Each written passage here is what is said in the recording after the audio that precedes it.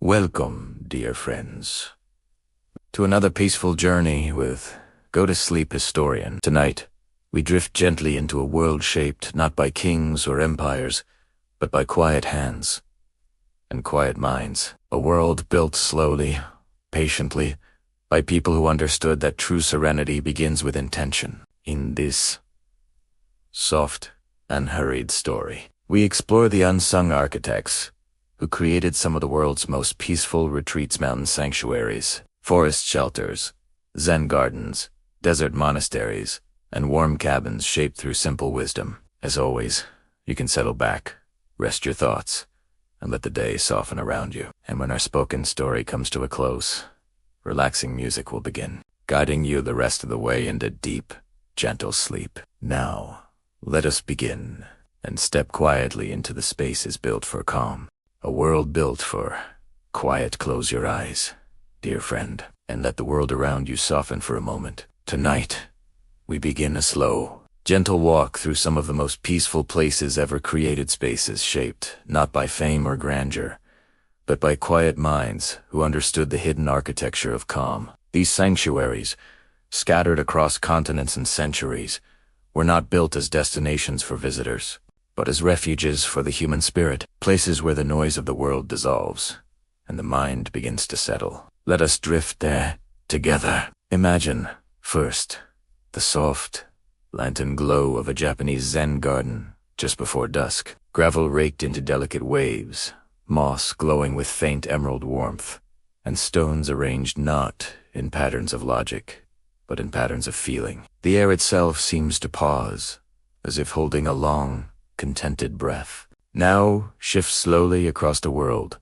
to a Scandinavian cabin nestled in the hush of falling snow. Candlelight flickers behind frosted windows.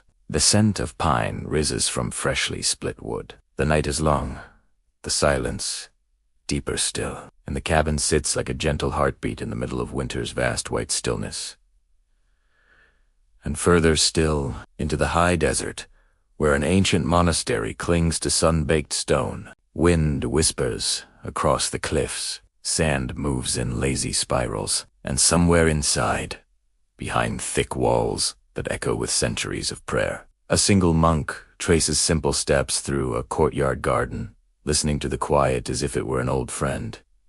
Different cultures, different climates, different centuries, yet each of these places carries the same invisible thread, a profound sense of peace. And this is where our journey begins, not with kings or scholars, not with rulers or reformers, but with a question so simple and so overlooked. Who built the world's quietest places, and how did they understand peace so deeply that they could shape it into walls, paths, windows, and gardens? It's easy to imagine peace as something natural, like a river or a cloud, something that simply happens. But in truth, the most tranquil places humanity cherishes were crafted, designed, thought out with remarkable care by people who rarely sought recognition, and whose names often drifted into history without ever being written.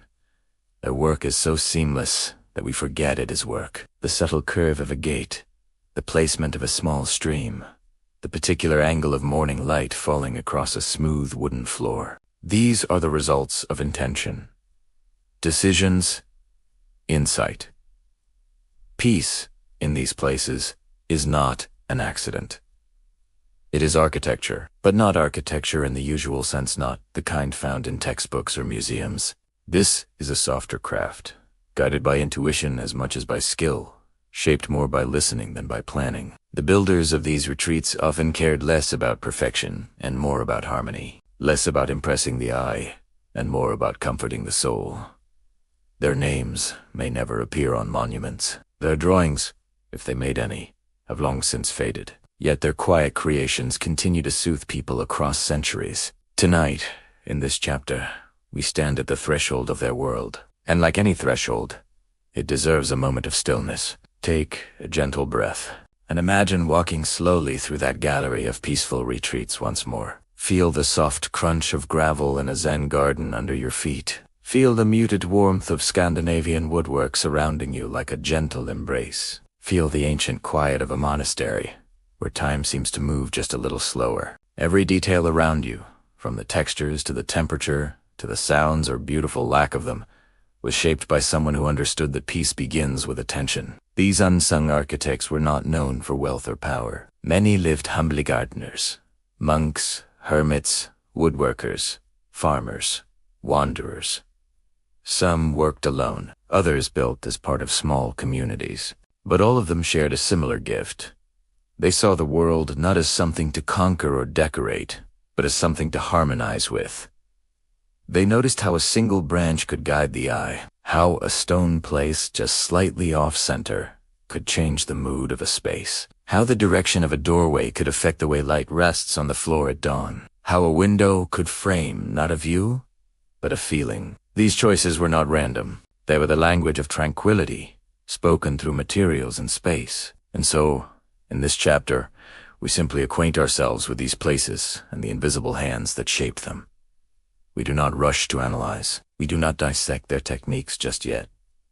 We simply arrive. Because every peaceful retreat begins with arrival, the gentle shift from the world outside to the world within. In a Zen garden, this arrival happens when the gate closes softly behind you, telling the mind it may let go. In a Scandinavian cabin, it happens when you step inside and feel warmth replace the crisp cold of winter. In a desert monastery, it happens when the echo of your footsteps fades into ancient stone corridors. And in this story, our arrival begins with recognizing something beautifully simple. Human beings have always needed places of quiet, and someone somewhere always rose to meet that need, whether it was a monk smoothing the surface of a garden stone, or a carpenter choosing the gentlest grain of wood for a window frame, or a hermit carving a small alcove in a cave for warmth and reflection. These people were responding to a universal longing, the longing for calm. Their work was an act of care, a gift to those who would come after them, a reminder that peace is something worth shaping, nurturing, and protecting. And now, as we begin this 12-chapter journey together, we step gently into their world, a world built slowly, quietly, by hands that understood silence, a world where architecture becomes a kind of whisper, a world where the simplest material, stone, wood, sand, water, light become tools of healing, a world where every curve invites rest, every shadow encourages reflection, every sound, be it wind, water, or the hush of footsteps, becomes part of a soft, living symphony. In the chapters to come, we will explore the philosophies that shaped these peaceful places, the methods and materials used to bring them into existence, and the remarkable lives behind them. We will uncover the forgotten stories of quiet geniuses whose work still comforts millions, though their names remain unknown. But for tonight, in this first chapter, we simply stand at the doorway, breathing in the calm they left behind. This is the world built for quiet, and now we begin to wander through it slowly, gently, one peaceful step at a time. There are moments in every age, quiet moments, when a single person pauses, looks around at the restless world, and feels a gentle tug inside the heart, a tug not toward adventure or achievement, but toward stillness, toward calm, toward something quieter, simpler, more aligned with the deeper rhythms of life. This tug, this call to stillness, is where so many peaceful retreats truly begin. Long before stones are placed or wood is shaped, before gardens are raked or windows framed, the creation of a sanctuary starts as a faint whisper inside someone's spirit, an instinct that there must be a softer way to live, a gentler space to breathe. And so, in this chapter, we drift back through centuries to meet the people who first felt that call, humble souls whose longing for peace-shaped spaces that still soothe us today. Let the journey unfold slowly, like a small stream finding its path through quiet forest moss. Imagine a young monk in ancient China, living in a crowded monastery built atop busy trade routes. The halls echo with footsteps, conversations, and the bustle of daily life. Yet at dusk, as lanterns flicker and the sky fades to soft violet, he slips out to the edge of the courtyard. There, he listens to the faint rustle of bamboo rising above the noise. It is in this moment of contrast between chaos and quiet, that the call to stillness finds him. He thinks to himself, What if there were a place within these walls where the mind could rest? A space not only to recite prayers, but to hear silence itself. And from that simple longing, the idea of a small meditation garden begins to form, not to impress visitors, not to earn praise, but because one person felt the need for peace. Across the world, hundreds of years later, a carpenter in Northern Europe feels the call in a completely different way. He lives in a harsh, cold climate, where winter nights stretch endlessly and storms howl across the mountainside. His days are filled with difficult labor, mending fishing boats, repairing roofs, chopping wood. But each evening, after his tools are set aside, he sits at the simple window of his cabin and watches a quiet miracle. The gentle blue light of winter twilight settling over the snow. Something in that light touches him. It softens him. It tells him that peace is possible, even in a world of hardship. He begins to dream of a small community cabin one built not for wealth, but for warmth, safety, and the shared comfort of quiet winter nights. A place where people could gather around a fire, rest their weary bodies, and feel something calm return to them. He doesn't call himself an architect. He would never dare use such a title. But he is building something from the silent wishes of his heart, and that is where every true sanctuary begins. Travel again, gently forward in time, to a wandering hermit in the hills of ancient Egypt. He travels alone, carrying little more than a cloak and a small satchel. The desert is vast and unforgiving, but it is also filled with a stillness unlike anything he has ever known. Each night, as he rests beneath a sky glittering with stars, he feels the presence of something greater than himself, something that only reveals itself in silence. One evening, during a warm wind that blows softly across the dunes, he whispers a simple thought. Perhaps I should stop wandering. Perhaps I should shape a place where this silence can live. With his bare hands, he begins to carve a small dwelling into a cliffside. The work is slow, quiet, intentional. Each stroke of his tool is an act of devotion. He smooths the walls so that shadows glide gently across them at dusk. He shapes a small alcove where sunlight can enter like a blessing each morning. From a longing to sit still, a retreat is born. These stories, just small glimpses of mania, remind us of something beautiful. Peaceful places are built by people who first sought peace within themselves. Not perfectly, not always successfully, but earnestly, and this longing for tranquility appears again and again throughout history. A scholar overwhelmed by the noise of a royal court, a healer seeking a quiet place to rest between caring for the sick, a poet who discovers he writes best near running water, a farmer who builds a hut deep within the forest for moments of reflection, a group of villagers who gather stones to build a communal place of rest, whether driven by spiritual, emotional, or practical need. Their internal longing becomes the seed from which sanctuaries grow. If you listen closely, you'll realize that the call to stillness isn't loud. It rarely arrives with clarity or announcement. Often, it sounds like a sigh, a yearning, a feeling of there must be something quieter than this. And those who follow it do not set out to change the world. They simply step away from noise, toward something softer. What makes them remarkable is not ambition, but sensitivity. They are the people who notice the way dawn light rests on a stone, the way wind shapes the branches of a tree, the way a small water trickle can transform an entire space, the way silence feels different in winter, in summer, in forest, in desert. Where others see emptiness, they see possibility. Where others see plainness, they see harmony. They begin to imagine places where the spirit can unclench, where breath slows naturally, where thoughts settle like leaves drifting to the forest floor. And slowly, this imagination shapes action. If Chapter 1 introduced you to the retreats themselves, this chapter reveals the hearts of those who shaped them. The unsung architects were not driven by aesthetics alone. They were led by an inner calling, a desire for refuge, only for themselves, but for anyone who might someday wander into the quiet spaces they created. Their work is not the work of fame, it is the work of care.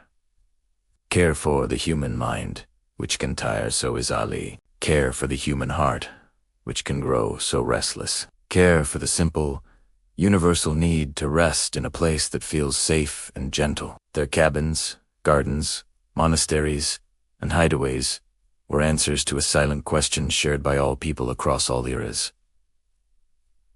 Where can I go to feel peaceful again? Tonight, in this soft chapter, we honor the moment each builder first felt that question stir inside them.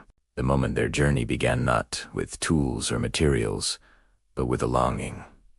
The call to stillness, a whisper from within that says, slow down. Look closer. Build something gentle. Shape something quiet. And from that whisper, the world's most peaceful retreats slowly came into being. Philosophies that shape come to understand the world's most peaceful retreats. We must step into the mind's sand, the philosophies of the people who shaped them. For their sanctuaries were not built from stone and wood alone. They were constructed from ideas, from beliefs, from quiet ways of seeing the world. In this chapter, we drift softly into those philosophies, taking our time as we wander through the gentle landscapes of thought that guided these unsung architects. Let your breath slow. Let your shoulders loosen. And let these ancient ideas wash over you like a calm, steady tide. If you stand in a Zen garden at sunrise, before the footsteps of monks disturb the morning air, you might feel a strange sense of completeness. There is nothing extravagant around you, just raked gravel, a few stones, moss, perhaps a single maple tree, and yet the simplicity feels alive. Zen philosophy teaches that the world does not need to be crowded to be meaningful. Emptiness is not absence. It is space to breathe. The monks who shaped these gardens believe that peace emerges when the mind is free from excess, so they created landscapes that invite stillness, that quiet the inner voice, that allow attention to soften like ripples fading on water. In Zen thinking, a stone is never just a stone. Its placement mirrors mountains. Intentions balance. Its shape carries a kind of silent wisdom. This philosophy, one of quiet clarity, lies at the heart of countless serene retreats in East Asia. If we drift far to the north, into a land of long winters and gentle summer light, we enter another philosophy entirely. The Nordic understanding of comfort, simplicity, and nature. In Scandinavia, the concept of hygge is often misunderstood as warmth or coziness. But at its heart, hygge is about presence, being fully in the moment, appreciating small comforts, and allowing simplicity to ground the spirit. This belief guided the hands of countless woodworkers and home builders in Northern Europe. They crafted cabins where natural light was a companion, where wood grain was celebrated, where clutter was gently set aside to let calmness breathe. The philosophy here is whispered in small details. A window positioned to capture the last golden rays of a winter sunset. A wooden bench placed near a fire, encouraging slow conversation. A room shaped not to impress, but to invite rest. To these quiet builders, comfort was a kind of sanctuary. Simplicity was a path to peace. Nature was not an obstacle, but a friend. Travel again to another corner of the world, into the deserts of the Middle East and North Africa, where monasteries rise from the sand like ancient prayers carved in stone. Here, the philosophy is shaped by endurance, solitude, and listening to the vastness around you. For desert spiritual traditions, Christian, Sufi, and other, stillness is not merely desirable, it is essential. The desert teaches humility. It teaches patience. It strips away distractions until only the essential remains. Builders here learned to design with light and shadow instead of elaborate decoration. They embraced thick walls, cool courtyards, and the steady rhythm of wind and silence. The philosophy behind their sanctuaries is one of inner cleansing, finding peace, not by adding more to life, but by allowing the unnecessary to fall away like sand slipping through open fingers. Let us move now into the forests of Japan, where Shinto beliefs intertwine with nature so deeply that the boundary between built and natural becomes beautifully blurred. According to Shinto philosophy, every stream, tree, rock, and mountain carries spirit community. This belief inspires a quiet reverence for the world around us. Shrines built under Shinto influence are not meant to dominate the landscape. They are meant to coexist with it. Architecture bends around trees instead of cutting them down. Pathways follow the natural contours of the earth. Buildings open up to the forest, allowing wind and birdsong to enter as honored guests. The philosophy is simple. Peace comes from harmony with a living world, and so, builders shaped their retreats as gentle extensions of nature itself. But peaceful philosophies were not limited to monks, hermits, or religious traditions. Many indigenous cultures across the world held deep, practical philosophies of calm ideas, born from generations living close to the land. In the Pacific Northwest, longhouses were oriented to capture wind patterns and protect families from storms. In sub-Saharan Africa, courtyards were designed not only for airflow, but for slow evening storytelling under the stars. In indigenous Australian communities, shade shelters were built to reflect patterns of wind, light, and sound in the desert. These were not academic philosophies. They were lived philosophies. Thoughts shaped by experience, by respect for nature, by understanding how space can bring people together or help them rest. For these communities, peace was not an idea. It was a responsibility. Though these philosophies come from distant places and different eras, they share something deeply human. A belief that calm is a natural state, one we can return to if we shape our surroundings with care. Across cultures, we see certain themes emerge like quiet constellations. Simplicity brings clarity. Nature is a partner, not an obstacle. Light and shadow are as important as stone and wood. Spaces shape emotions, just as emotions shape spaces. Peace is not accidental. It is intentionally invited. The unsung architects who built the world. Their serene retreats were guided by these philosophies even when they had no formal words for them. Their wisdom came not from textbooks but from observation and reflection, from noticing the subtle ways environments soothe or stir the human spirit. They knew that a gentle curve could quiet the mind, that a single tree could hold a story, that water could soften a person's thoughts, that silence could be shaped if one listened closely enough. These beliefs were not rigid systems. They were gentle guides like lanterns along a quiet path. And as we explore the sanctuaries they built, we begin to understand that architecture is more than structure. It is philosophy made visible. It is food transformed into space, longing shaped into form, wisdom held in the silence between walls. In this way, peaceful retreats become living reflections of human ideas that whisper across time, reminding us that calm is possible and that serenity can be built, shared, and passed down from one generation to the next. Tonight, as we let these philosophies settle gently in the mind, we honor the quiet brilliance behind them. For without these ways of seeing the world, the sanctuaries we cherish today would never have existed. And in the next chapter, we will step softly into the tangible world of methods and materials, the humble, ingenious techniques that transformed these philosophies into places of rest. For now, let these ideas linger like soft echoes. Let them wrap gently around you. Let them remind you that peace, in all its forms, begins with a way of seeing. When we look at peaceful retreats gardens, cabins, monasteries, and small sanctuaries, it's easy to imagine that their builders began with drawings or plans. But the truth is much simpler. Most of these places were shaped not from blueprints, but from observing the land itself. The landscape was the first teacher. Long before any structure appeared, the builders spent time listening to the surroundings. They watched how sunlight moved across the ground. They noticed where the wind settled in the afternoons, or how water flowed after a rain. They paid attention to the sounds that filled each space: birds, leaves, distant running water, or the quiet hum of open air. What they learned from the land guided nearly every decision they made. Imagine standing at the edge of an early mountain retreat. The builder arrives with nothing more than basic tools and quiet awareness. He does not start working immediately. Instead, he walks slowly, sometimes for days,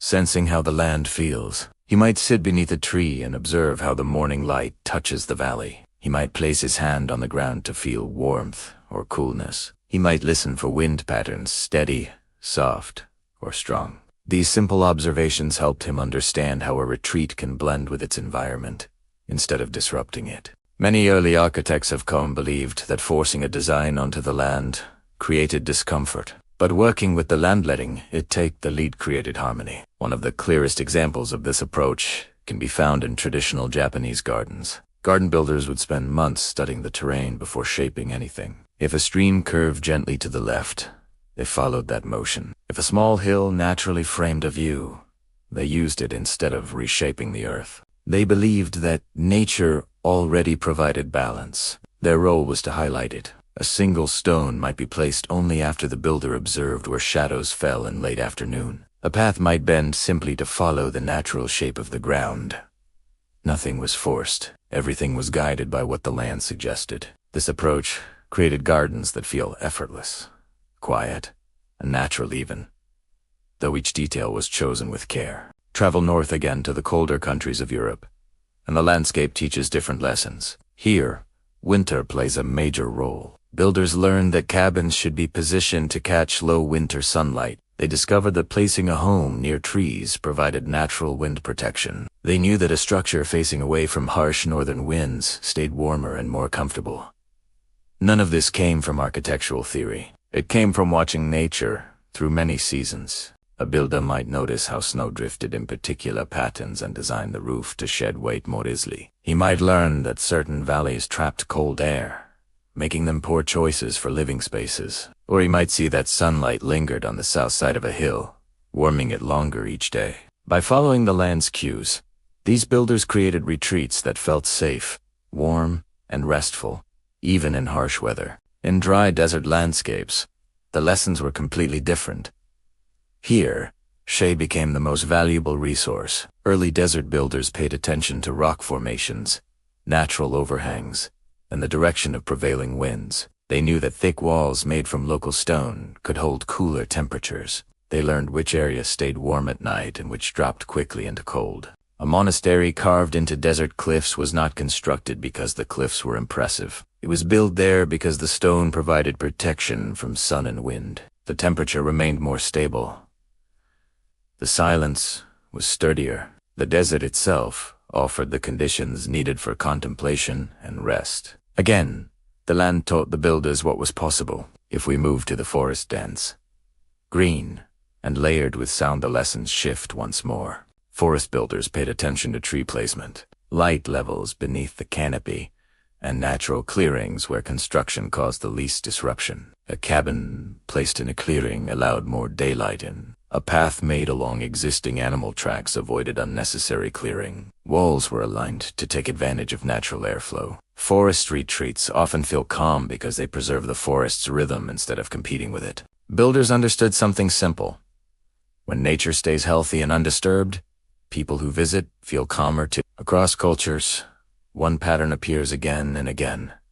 The landscape reveals what kind of peace a retreat will offer. A mountain retreat offers expansive quiet. A desert retreat offers steady, reflective silence. A forest retreat offers gentle sound and filtered light. A riverside retreat offers movement, freshness, and a sense of flow.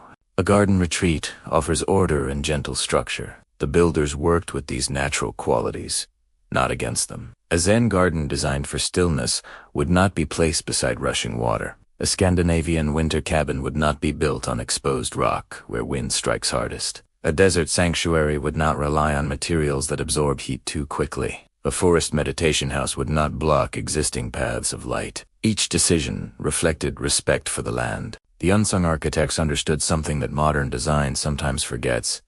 A peaceful place feels peaceful because it fits its environment. When a retreat aligns with the natural world around it, visitors feel an immediate sense of ease. There is no tension between structure and the building seems almost inevitable, like it belongs there. Visitors might not consciously notice these choices, but they feel them. They feel that the temperature is comfortable.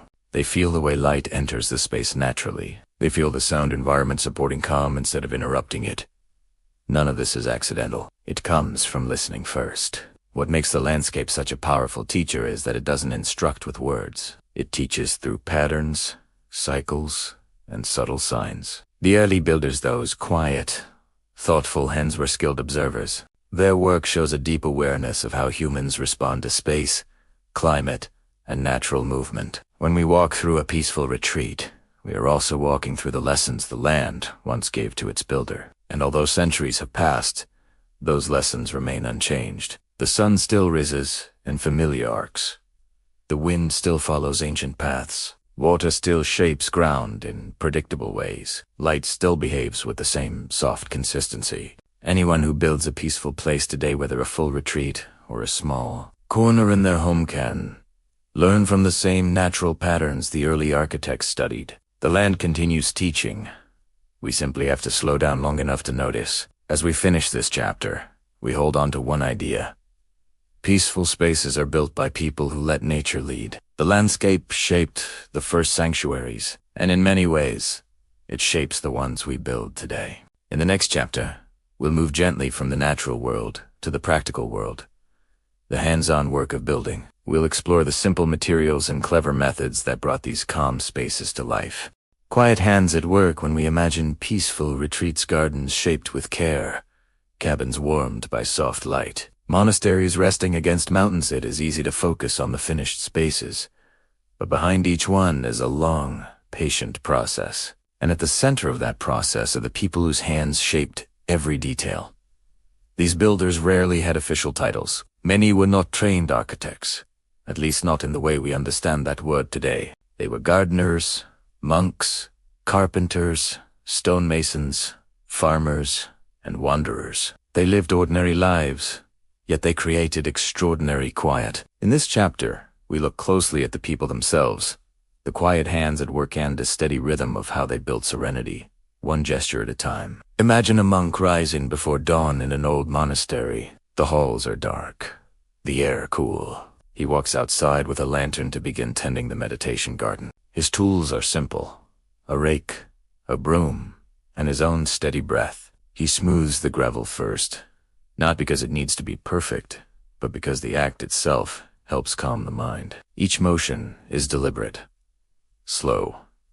Even the lines he creates in the gravel are not meant to impress. They simply reflect presence, his presence in that moment. This is how many peaceful spaces were built, through repetition, patience, and attention, rather than grand designs. Travel to a Nordic village, where a local carpenter prepares wood for a small winter retreat. His workshop is modest, filled with the scent of pine. Sunlight filters through a single window as he examines each piece of timber, not only for strength, but for warmth and character. He runs his hand along the grain, sensing how the wood will behave in cold air. He listens for small cues, the sound it makes when tapped, the feel of its weight. These small assessments guide his choices far more than measurements or calculations. When he shapes the beams for a cabin, he works with a slow rhythm, cutting, fitting, adjusting, not rushing. The quiet around him becomes part of the process. Many of these early builders believed that noise disrupted focus, so they preferred to work in calm settings where they could hear the natural world and respond to it. In a forest clearing, far from towns, another type of builder works. A hermit or wanderer, creating a small shelter for reflection. He has no blueprint. His tools might be little more than a knife, an axe, and his own experience. He begins with what the forest provides. Fallen branches become the framework. Flat stones form a simple foundation. Bark and woven grasses create insulation. Nothing is wasted.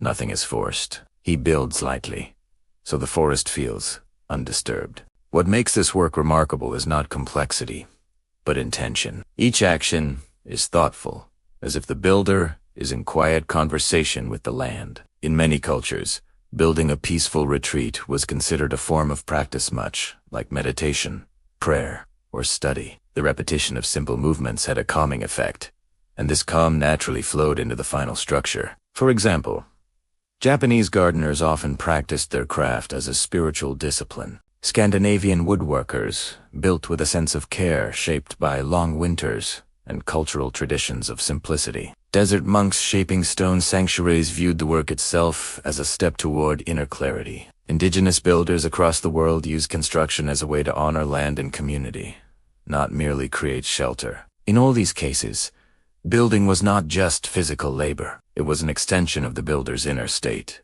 The peacefulness of the retreat began with the peacefulness of the one who built it. If you walked beside any of these builders, you would notice their pace. They did not rush. Even when the work was demanding, there was a steadiness to their movements. A stonemason shaping blocks for a desert monastery. taps gently, listens, adjusts. A gardener planting moss near a shaded path places each piece with care. A woodworker carving a door frame removes only a little wood at a time, shaping until the fit is just right. A monk sweeping a courtyard does so with quiet intention, understanding that motion influences mood. The rhythm of this work created a kind of calm that naturally infused the retreats they built. Another key aspect of these early builders was their relationship with materials. They understood them deeply not as objects, but as partners. A Japanese gardener knew which stones felt grounding and which felt light. A Nordic carpenter understood which would stay the warmest in winter. A desert builder recognized which stones held the most stable temperatures. A forest builder knew which branches offered strength and which were better suited for simple roofing. This knowledge wasn't learned from books. It came from years of working with nature and learning through observation. Their hands carried memory, and that memory guided every decision. When materials were chosen with care, the retreat itself reflected that care. This chapter would be incomplete without recognizing how much teamwork existed in these quieter projects. Some retreats were built by individuals, but many were shaped by small communities working together. In mountain monasteries, monks worked as a group, one carving stone, another preparing timber, others shaping courtyards or paths. In rural villages, neighbors often helped one another build cabins or small gathering spaces, sharing tools and experience. In gardens, teams of gardeners tended the space season after season, maintaining its sense of calm through steady, hintly effort. These collaborative moments strengthened the peaceful nature of the retreat. When many hands worked with shared intention, the result carried the spirit of community. Our modern idea of architecture often focuses on famous names, grand designers, award-winning structures, monumental ideas. But in the world of peaceful retreats, the architects were often anonymous. The spaces were not built to impress, but to serve. A monk who shaped a stone path might never have considered himself an artist. A farmer who built a small riverside hut might never have thought of himself as a designer. A village carpenter who crafted a silent cabin might never have imagined his work outlasting him by centuries. Yet the calm they embedded into their creations continues to be felt today. Their quiet hands shaped environments that allow people to breathe more easily. They built not for recognition, but for need. Not for admiration, but for comfort. Not for display, but for peace. As we move deeper into this story, we remember something important. Peaceful retreats were created through patience, humility, and hands that worked with steady intention. Each board placed, each stone moved, each garden path shaped. These actions were small, but together they created environments that outlived the builders themselves. In the next chapter, we'll explore how these quiet hands used simple tools and local materials, turning limitations into creativity. We'll look at the techniques that made these retreats both functional and deeply calming. For now, we simply appreciate the builders, the gardeners, the monks, the carpenters, the hermits, and the everyday makers whose gentle touch continues to shape the peaceful places we admire.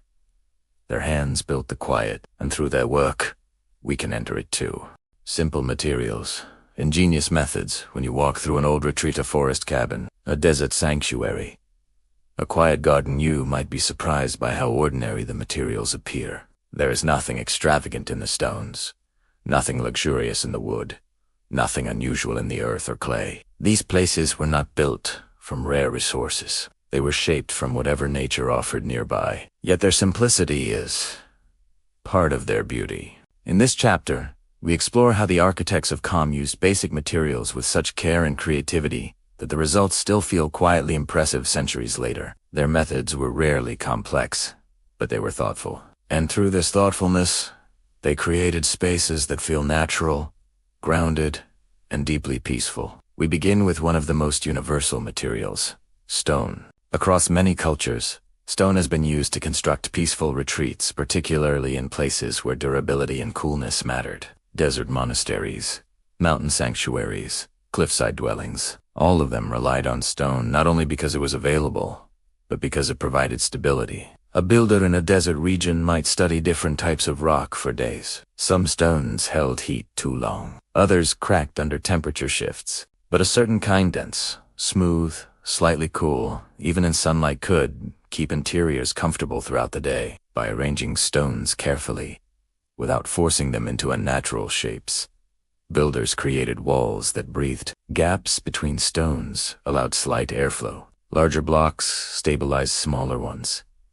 Gravity itself became part of the structure. This wasn't advanced engineering. It was quiet observation combined with practical skill. And the result was a calm environment where light stayed soft, sound stayed muted, and the day's warmth never overwhelmed the space. Another essential material was wood, especially in regions where forests were abundant. Woodworkers in the northern and eastern parts of the world learned to read the wood almost like a book. They could tell by touch whether a plank would warp in humidity, whether a beam would creak in winter, or whether a certain type of tree made better flooring than roofing. Scandinavian builders often chose pine, spruce, or birch, not simply because they were common, but because each offered a distinct feeling inside a room.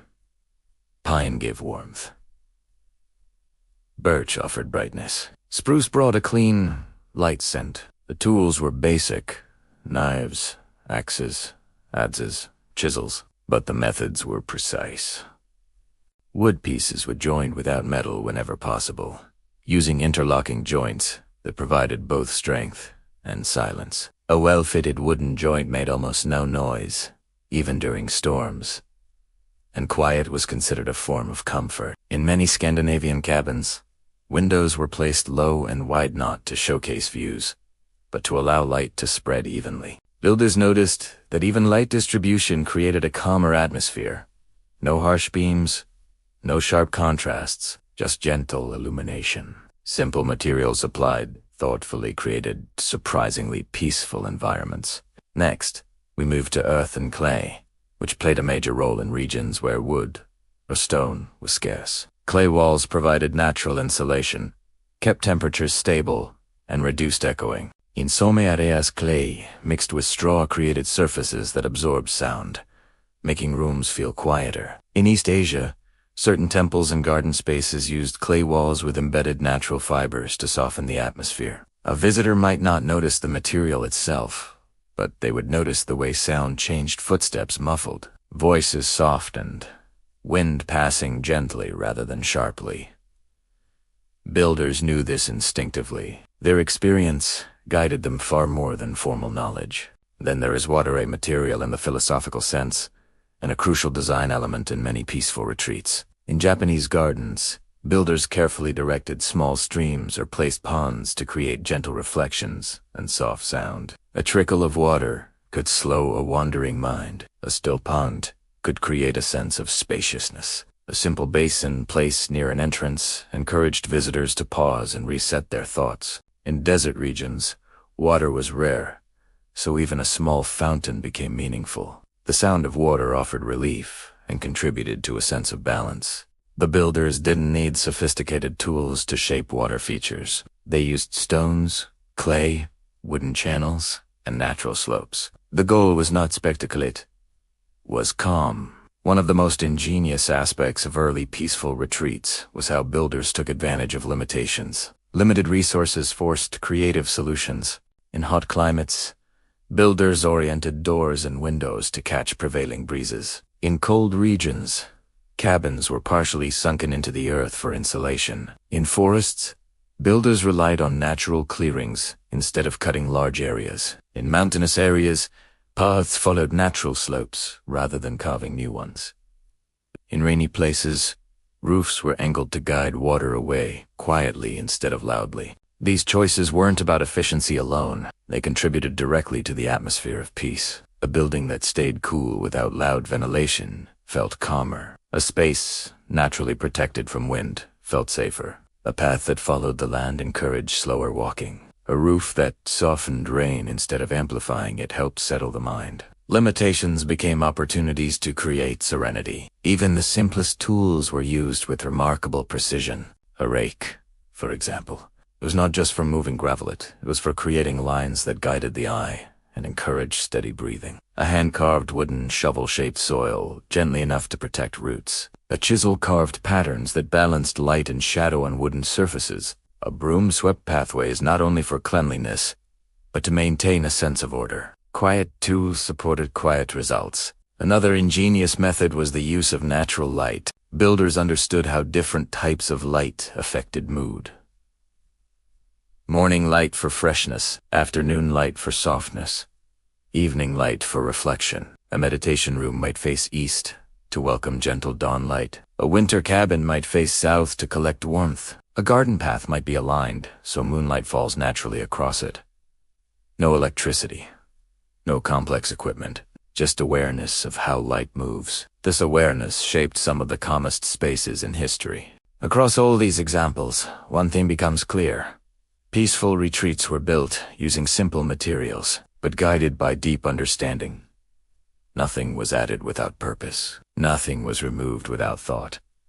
Nothing was forced into place. The builders listened to nature, understood their materials, and accepted the limits of their environment. Through those limits, they found creativity. Through that creativity, they shaped serenity, and the retreats they built quiet, humble, and deeply grounded continue to calm people centuries later. In the next chapter, we'll explore why these peaceful places matter not only in their own time, but across generations. We'll look at how their legacy has shaped modern architecture, wellness design, and the way we think about calm spaces today. For now, we simply appreciate how something as ordinary as wood, stone, earth, and water can become extraordinary when shaped with care. Retreats born of necessity. When we picture peaceful retreats today, it's easy to imagine them as luxuries, special places people visit for rest, reflection, or escape. But throughout history, many of the world's calmest spaces were not built for enjoyment or beauty.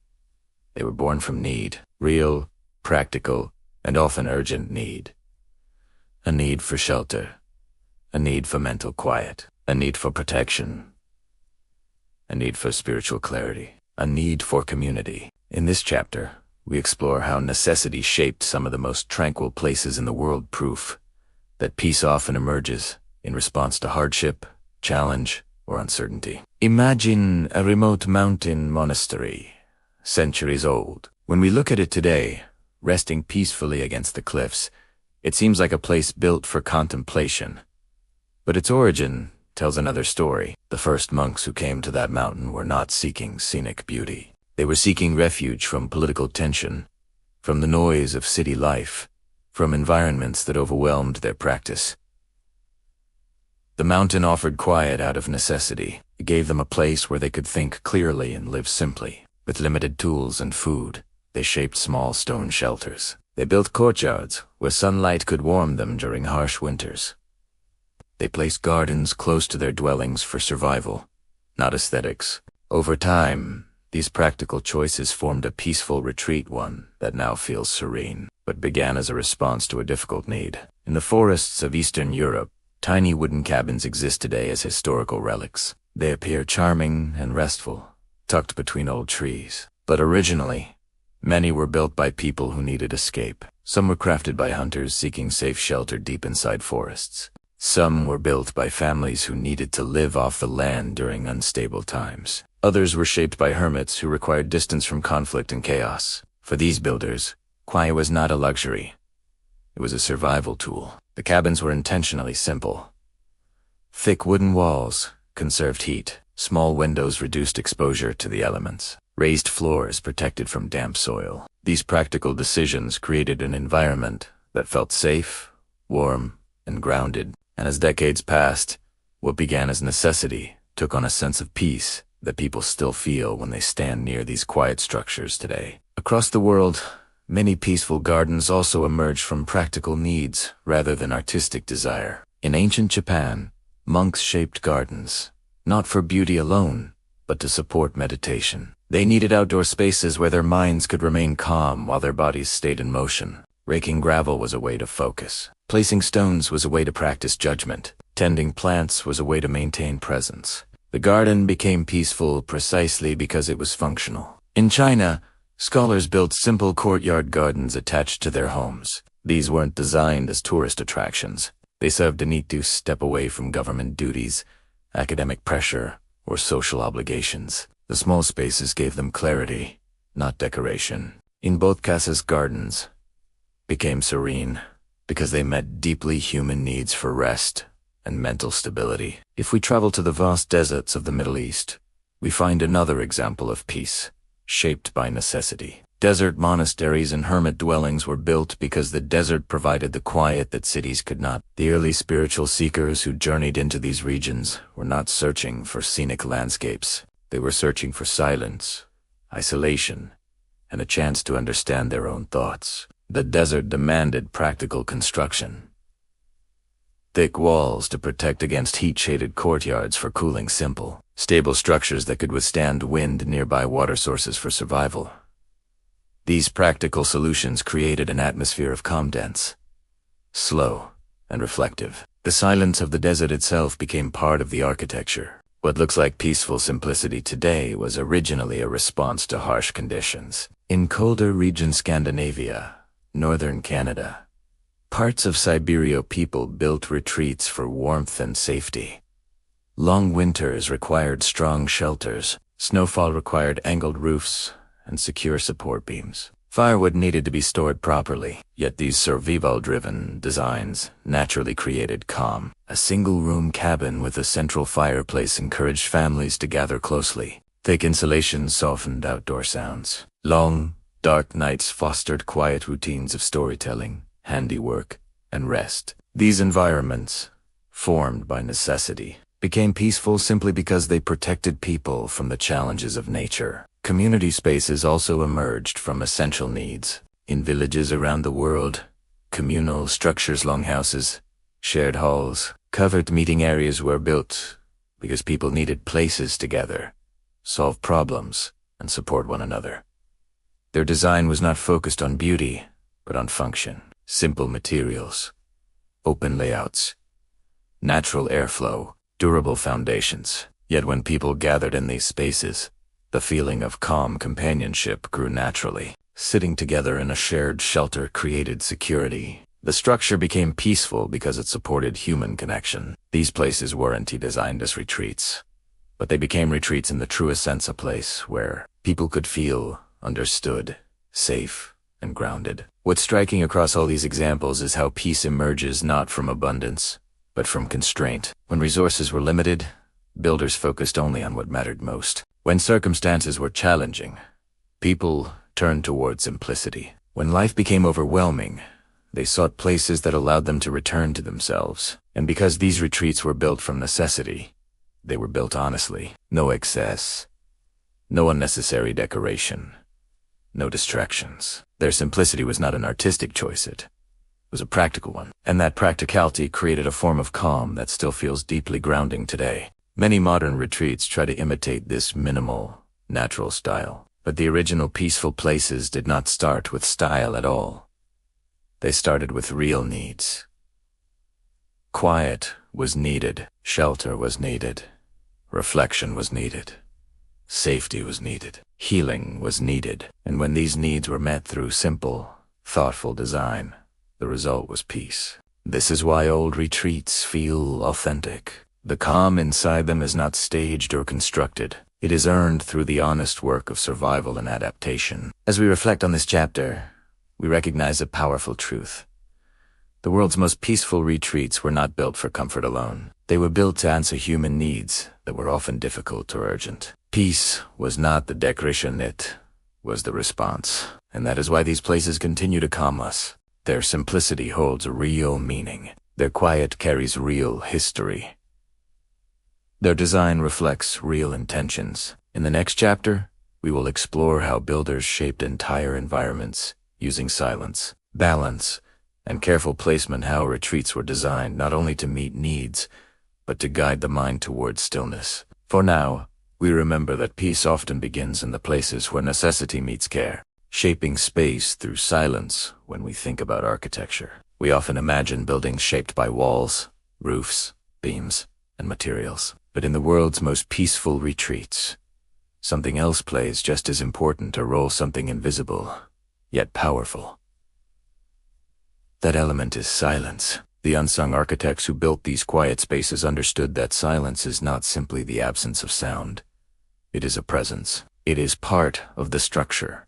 It shapes how a person moves, thinks, and rests inside a space. In this chapter, we explore how silence became one of the most important tools in creating calm retreats. It influenced how paths were placed, how rooms were arranged, where doors opened, how light moved, and how the builder wanted you to feel as you entered. Peaceful retreats were not only built with materials, they were shaped by the thoughtful use of stillness. Imagine arriving at a small mountain sanctuary. Before you even reach the entrance, you notice something.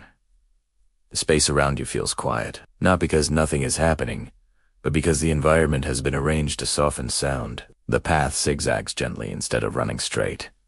This slows your pace. Tall trees stand nearby, absorbing wind noise and reducing echoes. The building's foundation sits slightly lower than the surrounding rocks, providing a natural sound barrier. Before you step inside, the silence has already begun to work. Builders knew that how a person approaches a retreat changes their experience inside it.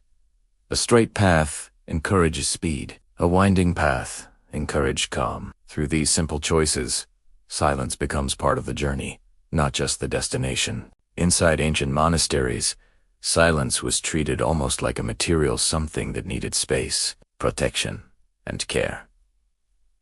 Rooms weren't arranged randomly. They were placed with purpose. Meditation halls were far from kitchens. Sleeping quarters were separated from work areas. Courtyards were positioned to catch soft breezes, but block strong winds. Steps were built with gentle slopes, so they made less noise. Even doorways were designed with silence in mind.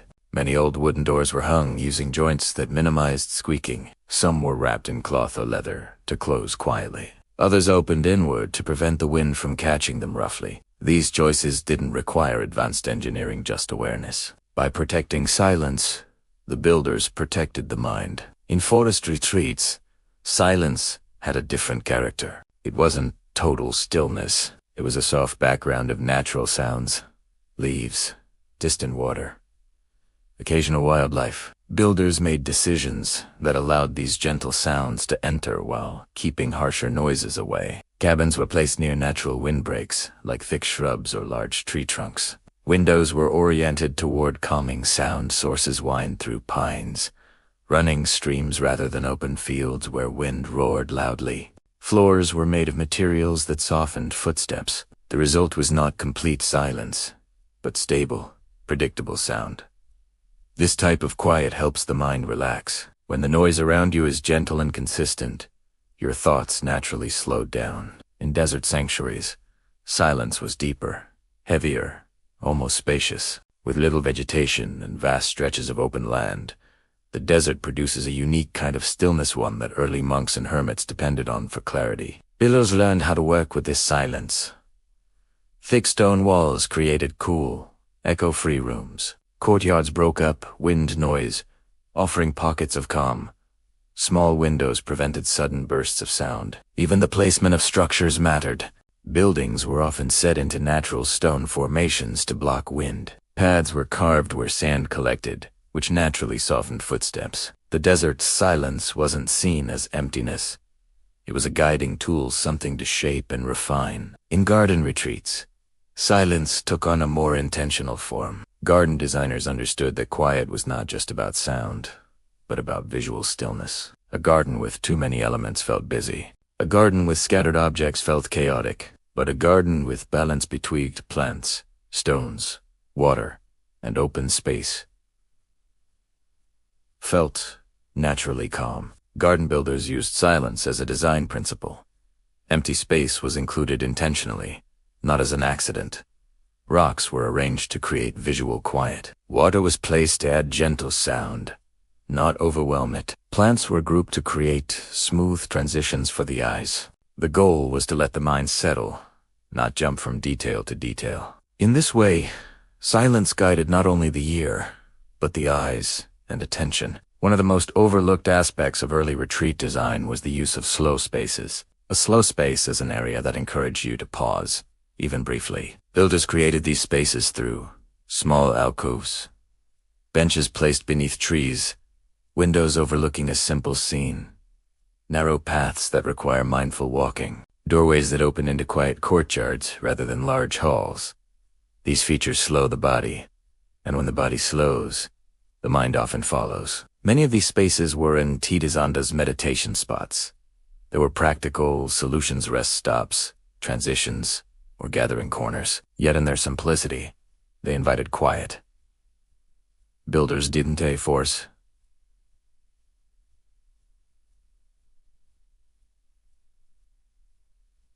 Silenza, they encouraged it gently. Even the way early retreats handled light-supported silence. Harsh light creates alertness. Soft light creates ease. In peaceful retreats, builders positioned windows to let in light that was calm, filtered, and indirect. Morning rooms faced east for soft, warm light. Afternoon rooms faced west for gentler illumination. Meditation or rest areas often faced north to avoid glare. They used natural materials: cloth, paper, wood lettuce to diffuse brightness. Light became a partner to silence, helping create environments where nothing felt jarring or overwhelming. All of these decisions, sound, placement, room arrangement, natural barriers, paths, materials, and light worked together to shape silence into a guiding presence. The builders may not have written down their principles. Many didn't have formal language to describe what they were doing, but they understood something timeless. Silence supports rest. Silence guides attention. Silence protects the mind, and so they built with silence as a foundation. You can feel this when you walk through an old retreat. There is a smoothness in the way sound behaves. Footsteps seem softer. Wind feels more controlled. Voices instinctively lower.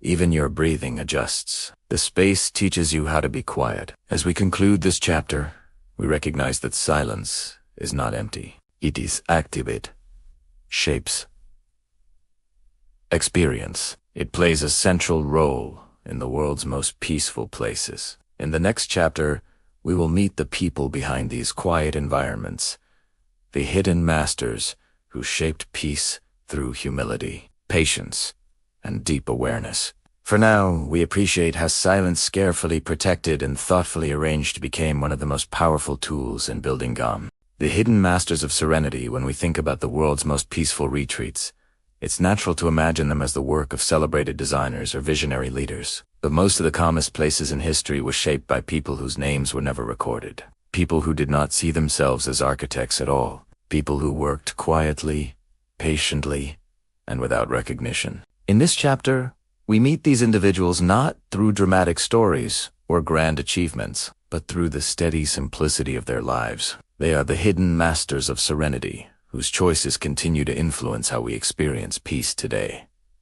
Imagine a monastery garden hundreds of years ago. We often admire the harmony of its paths, the placement of stones, or the gentle arrangement of plants. But behind this harmony was usually a single caretaker, a monk, who spent decades tending the same small patch of earth. His job was simple: clear leaves, rake gravel, trim branches, refill water basins. But over years, he learned how the garden responded to different seasons. He learned that a stone slightly too far left disrupted the flow of movement. He learned that moving a pine branch a few inches changed the way morning light entered the courtyard. He had no title, no formal training, and no desire for credit. His expertise came from repetition and quiet attention. Visitors today may walk through the garden and feel it is perfectly balanced. That balance is the silent legacy of a single monk whose name is lost to history, but whose presence still lives in the layout he cared for so patiently. Now picture a remote northern village where winters stretch long and cold. The warm glow from a single cabin often stands out against the snowy landscape. Many of these cabins were built by local carpenters, not famous craftsmen, but villagers with a deep understanding of wood. One such carpenter might spend his entire life building only a handful of cabins. His work was not celebrated. It simply served the needs of his neighbors.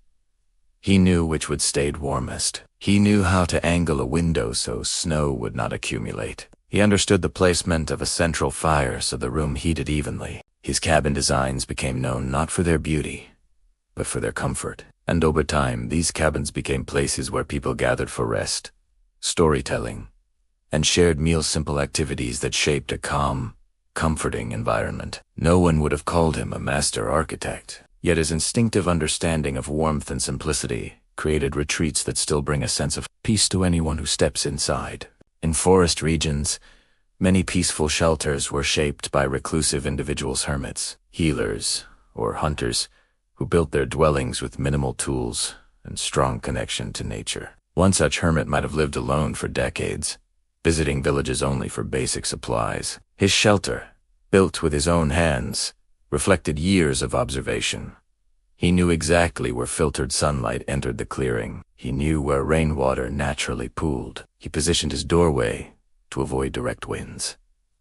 He arranged stones around his dwelling to absorb warmth during the day and release it slowly at night. These choices were not meant to impress.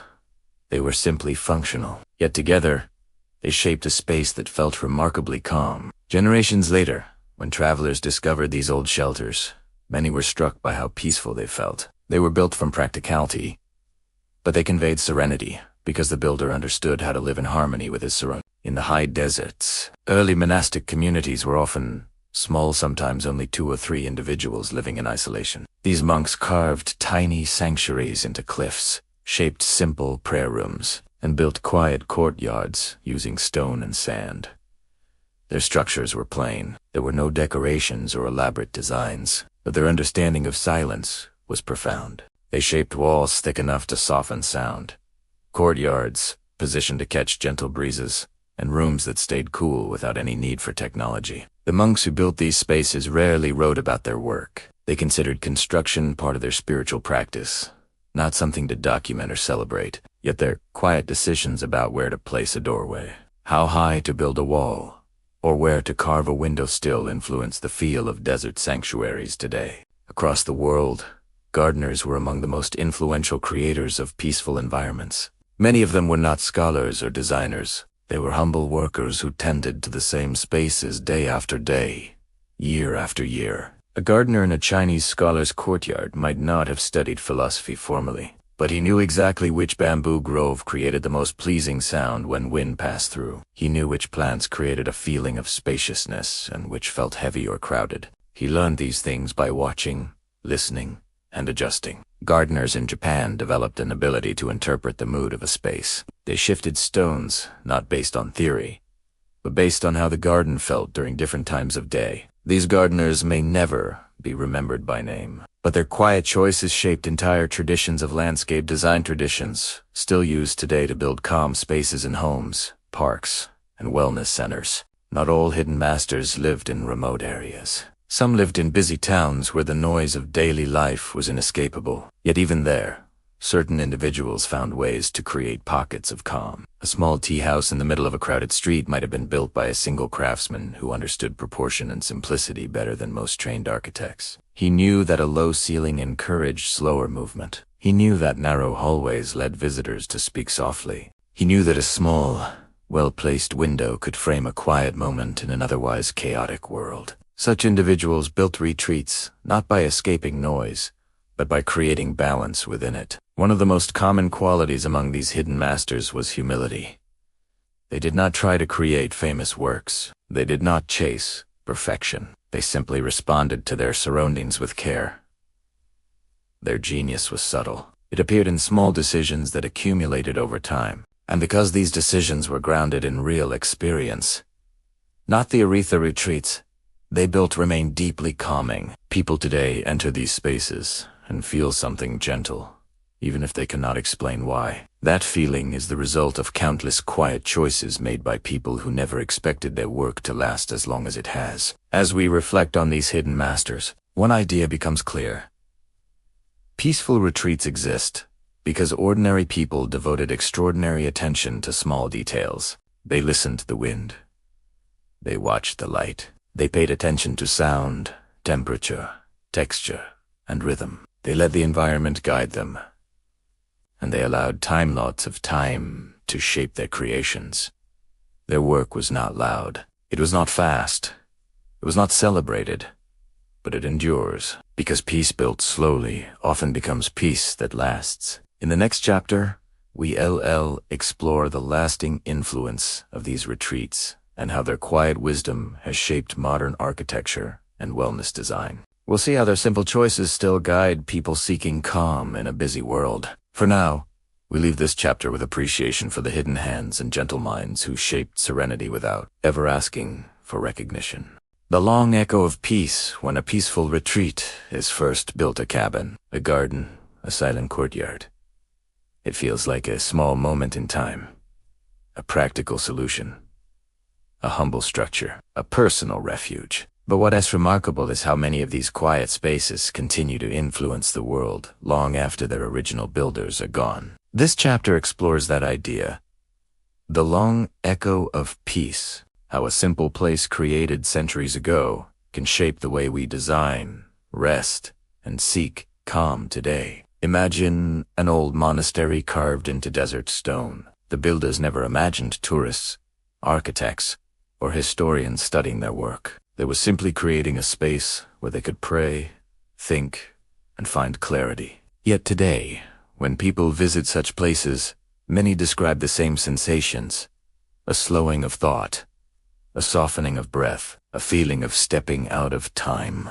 These reactions were not planned. They were the natural result of simple design, shaped by necessity and quiet understanding. And they remind us that peace, when built with intention, can travel across centuries. Many modern architects study ancient retreats for inspiration. They look at how early builders used materials, arranged light, and respected the landscape. These old designs teach lessons that are surprisingly relevant in today's world. For example, Scandinavian cabins influenced the minimalism movement.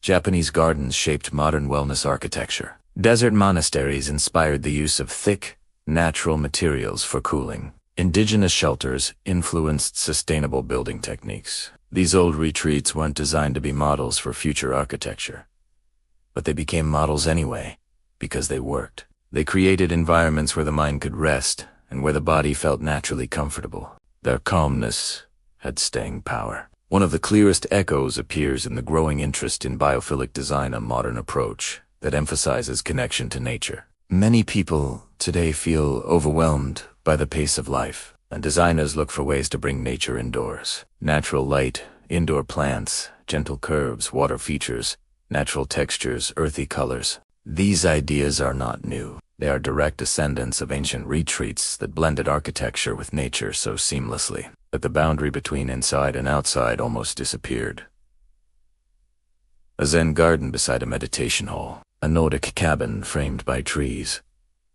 A desert courtyard catching a soft breeze. Each one is a quiet teacher, reminding us how humans respond to the natural world. The echo of those early spaces shapes how we build homes, offices, and even hospitals today. Another echo can be found in the wellness spaces that are becoming popular across the world. Spas, yoga studios, meditation rooms, retreat centers, they all borrow principles from places built centuries ago. Low lighting, gentle sound environments, soft materials, and simple layouts all come from the same ancient idea.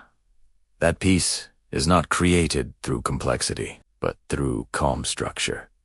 Even the modern practice of decluttering or simplifying living spaces reflects old philosophies. Early builders created uncluttered retreats because they needed focus and simplicity. Today, we use these same ideas to reduce stress and improve mental clarity. It shows how something simple like an uncluttered room or a balanced layout can hold power that lasts far beyond the moment it was created. The long echo of peace also appears in how people behave when they enter ancient retreats. A person standing in a Zen garden instinctively lowers their voice. Someone entering a quiet cabin naturally slows their pace. A visitor walking through a monastery courtyard often breathes a little deeper. People resting near a still pond tend to become quieter without being asked. These reactions happen even when we don't know the history or the design details. The environment itself guides our behavior. The spaces teach us how to be calm, and that teaching continues, generation after generation. Another place where these echoes appear is in the stories and teachings passed down over time. A gardener might have taught his student how to shape a path. A monk might have taught a novice how to tend a courtyard. A carpenter might have shown his apprentice how to choose the right wood for a cabin wall.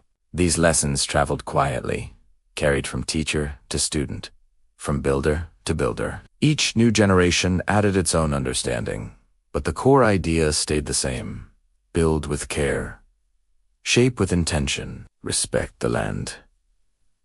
Honor the quiet. That mindset became part of countless traditions, and those traditions still influence peaceful spaces today. Even modern science echoes these old practices. Research now shows what early builders understood instinctively.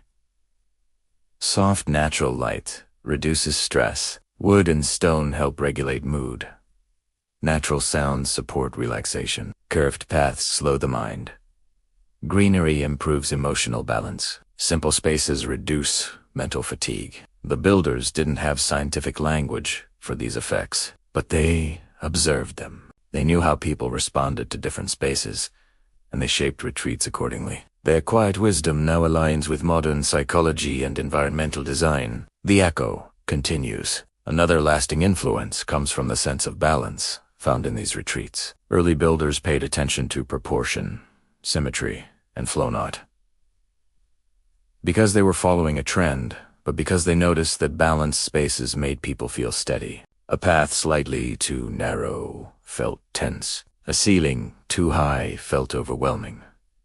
A room too small felt cramped. An open space without boundaries felt empty. By observing how people reacted, they discovered natural proportions that encouraged comfort. Centuries later, these same proportions guide modern architects as they design calm environments for living, working, and healing. The intuition of the past shapes the comfort of the present. Perhaps the deepest echo of all is more personal. When someone visits a calm retreat, whether ancient or modern, they often feel a familiar sense of relief. It feels like coming home to something simple, something human, something natural. The old builders didn't set out to create that feeling for future generations. They were just answering a need in their own time. But the care they put into light, material, silence, and structure created something that speaks to people in every era. When peace is built with sincerity, it lasts. As this chapter closes, we recognize that the influence of quiet retreats is not limited to the past. Their ideas remain alive in modern architecture, wellness practices, design philosophies, and the simple human desire for calm. The long echo of peace reminds us that a gentle space built with intention can outlive its creator by centuries. It can continue soothing people long after the world has changed around it. In the next chapter, we will shift our focus to the present and explore how anyone, regardless of where they live, can bring elements of these peaceful traditions into their own home or daily life. For now, we appreciate the remarkable truth that calm, when created with care, continues to travel through time. The blueprint of personal tranquility after exploring distant mountains, quiet monasteries, forest shelters, and ancient gardens. It's natural to wonder how these lessons can fit into our own lives.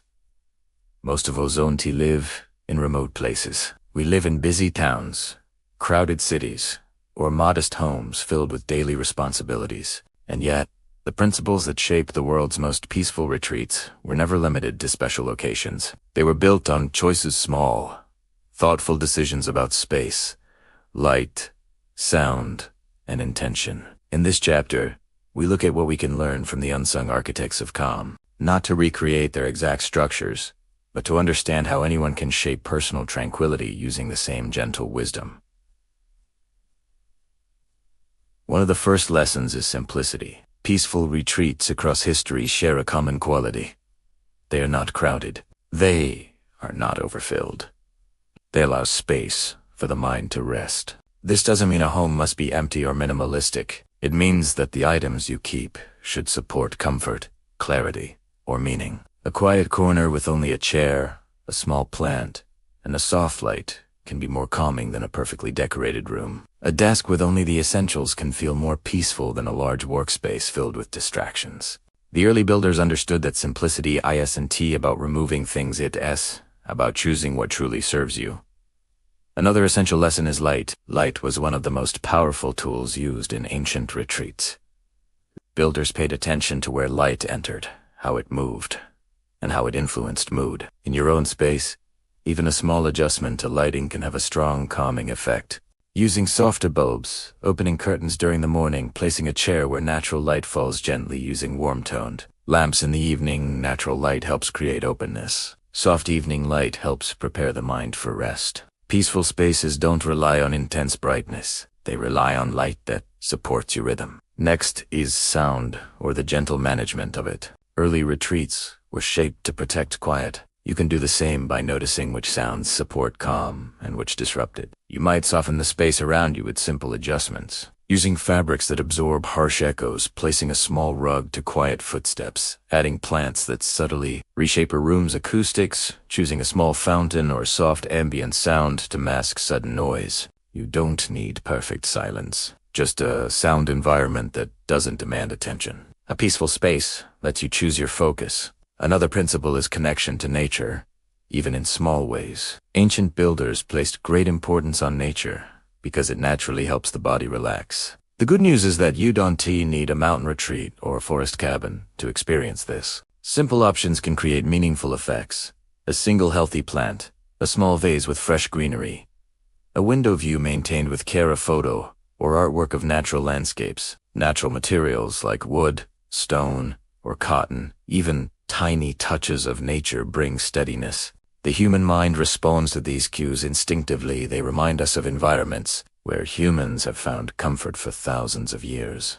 Next, there is intentional arrangement. In old retreats, placement mattered. Paths that encouraged slow walking, seating that invited reflection, windows that framed calm views, objects arranged to create balance. You can apply the same idea by noticing how your space makes you move. Does it encourage stillness or rushing? Does it feel cramped or open? Does it help you breathe more easily? Simple changes can shift the atmosphere. Moving a chair away from a busy area, clearing space around a window, aligning furniture to avoid narrow, stressful pathways, placing calming elements at eye level.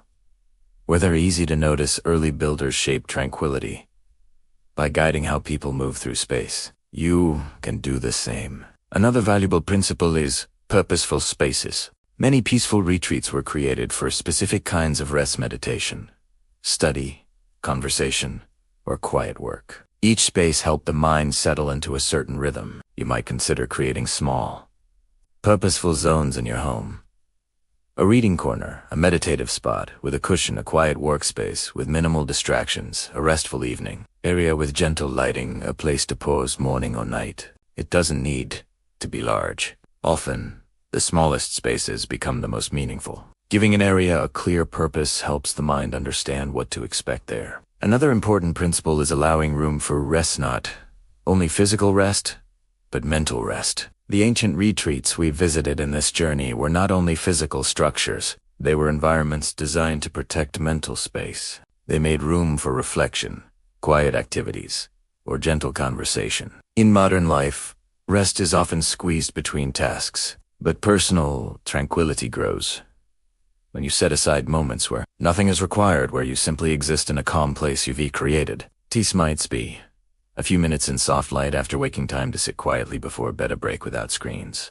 A moment beside a plant or window, a slow walk through your home to reset your pace. Even these simple moments can build internal calm that lasts through the day. The ancient builders also understood the value of balance. Not perfect symmetry, but a sense of steadiness. A feeling that nothing is overwhelming and nothing is missing. In your own environment, balance might look like mixing open space with comforting objects, using calm colors with small natural contrasts, arranging a room so it feels neither cluttered nor bare, creating both quiet corners and open areas. Balance supports relaxation by helping the mind feel grounded.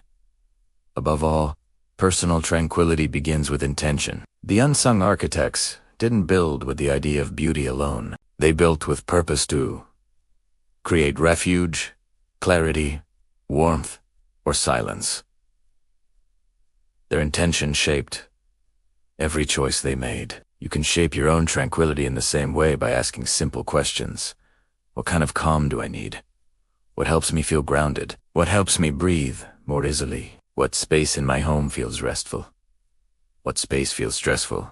And why? When you answer these questions gently and honestly, your environment begins to change in meaningful ways. As this chapter comes to a close, we recognize that tranquility is not something found only in distant retreats. It can be created in everyday life, in ordinary homes, using small choices guided by awareness. The blueprint of personal tranquility does not rely on wealth, luxury, or special skills. It relies on noticing how space affects you, and shaping that space with the same care that the hidden builders used centuries ago.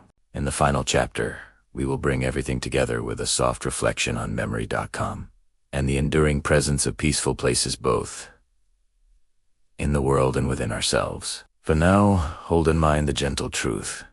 You don't need a monastery or forest cabin to find peace. You can build it slowly, thoughtfully, right where you are. As we reach the final chapter of this gentle journey, we come back to the simple idea that has guided every step. Peace is something humans have always needed, always saped, and always carried with them. Whether built in mountains, deserts, forests, or quiet corners of home, peaceful retreats remind us of a truth that stretches across time. Calm is not a rare treasure, hidden far away. It is something we can return to slowly, quietly, whenever we choose. In this final chapter, we bring together all the lessons from the unsung architects of calm, and we reflect on how their quiet wisdom continues to settle softly into our modern world.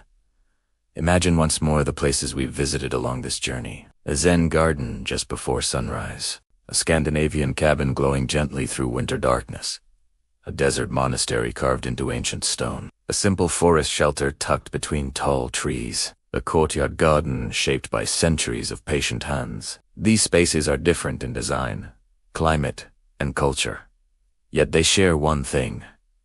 When you enter them, something inside you slows down. Your shoulders lower, your breath steadies.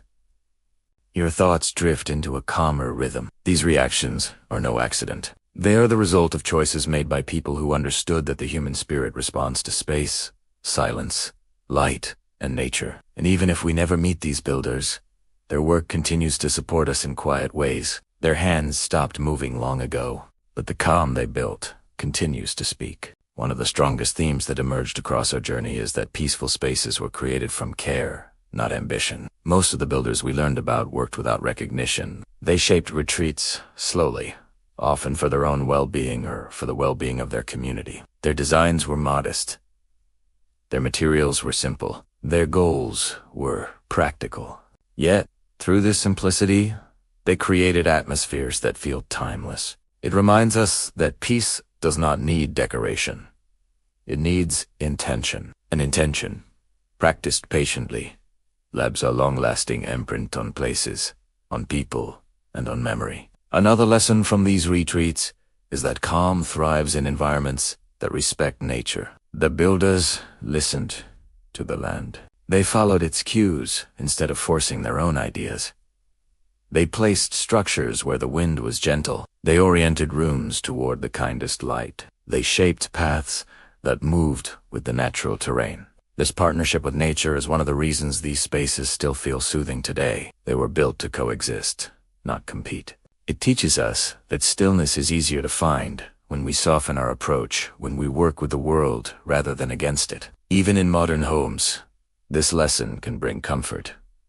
A plant by a window, gentle morning light, natural textures, or a quiet view can reconnect us to a more grounded way of living. We also learned that peaceful retreats often began from real necessity. People built them because they needed safety, clarity, or rest. Their spaces were tools for survival and mental balance, and that necessity has not changed. Today, many people feel overwhelmed by noise, speed, and constant demand. The old builders remind us that retreating is not a luxury. It is a meaningful response to life's pressures. A moment of quiet, a corner of calm, a breath taken with intention. These simple actions echo the practices of generations who came before us. The world changes, but the human need for stillness remains steady. Another theme that carried through these chapters is the creativity that emerges from limitations. The early architects didn't have limitless resources. They had what was around them: stone, wood, clay, water, light. Yet from these ordinary materials, they shaped extraordinary peace. Their work reminds us that tranquility doesn't require perfection or abundance. It grows from thoughtful use of what we have. A small room can become a sanctuary. A single window can offer a moment of relief. A modest home can hold a peaceful rhythm. A quiet walk can be a retreat in motion. Peace is not measured in size. It is measured in intention and experience. Perhaps the most profound lesson is that calm is built as much inwardly as outwardly. The hidden masters worked with patient minds and steady hands. Their inner stillness shaped their outer work. When we create moments of calm in our own lives, however small, we follow the same rhythm. We build peace not only in rooms and pathways, but in our own pace of living. The early builders raked gravel as a form of focus. They shaped wood with steady breath. They placed stones with awareness. They crafted spaces as a practice, not a performance. Their quiet approach suggests that tranquility begins in how we move. We choose, and how we respond not only in what we build. As we step back from their world and return to our own, it's comforting to realize that the blueprint of peace is not lost. It is everywhere around us, and within us, waiting to be used whenever we need it. A peaceful retreat can be a quiet morning before others wake, a clean, simple corner in a busy home, a window open to gentle air, a walk without hurry, a moment of silence in the middle of a routine, a choice to slow down instead of speed up. These are modern forms of ancient wisdom, small, accessible, and deeply meaningful. Before we close this journey, imagine one last scene. Picture yourself walking through a peaceful place, one of the retreats we explored, or one you've created for yourself. Notice the light, the temperature, the scent of the air, the way your feet respond to the ground beneath you. Feel how space influences your breath, how silence supports your mind, how stillness steadies your body. These sensations are not dependent on location. They are reminders, lessons, echoes of the calm, built by generations of quiet hands. You can carry them with you. You can return to them when you need them. You can build them slowly in your own environment. You can shape your own retreat, even in the smallest ways. The world's most peaceful places teach us that serenity is not something we must search for in faraway lands. It is something we create with intention, attention, and care. And so, as this story draws to a close, we honor the countless individuals who built peace quietly through stone, wood, water, light, and stillness. Their names may be forgotten, but their influence remains in every space that makes us breathe a little deeper. Their work reminds us of a simple truth. Stillness is always waiting, and we can return to it, gently, at any time. And so, dear friends, our slow walk through the world's peaceful retreats comes to an end. We've met the hidden hands who shaped quiet through patience, the thinkers who designed with intention, and the humble builders who turned simple materials into lifetimes of calm. These places remind us that peace doesn't require distance or luxury, only awareness, care, and gentle choices. Wherever you are tonight, may the quiet wisdom of these ancient spaces stay with you, helping you find small retreats of your own. Thank you for spending this peaceful time with Go to Sleep Historian. If this journey brought you rest or comfort, feel free to subscribe for more soft history, more gentle storytelling, and more nights of calm. Now, let your eyes grow heavy, your breath slow, and as the relaxing music begins, may you drift into a deep and restful sleep. Good night, dear friend.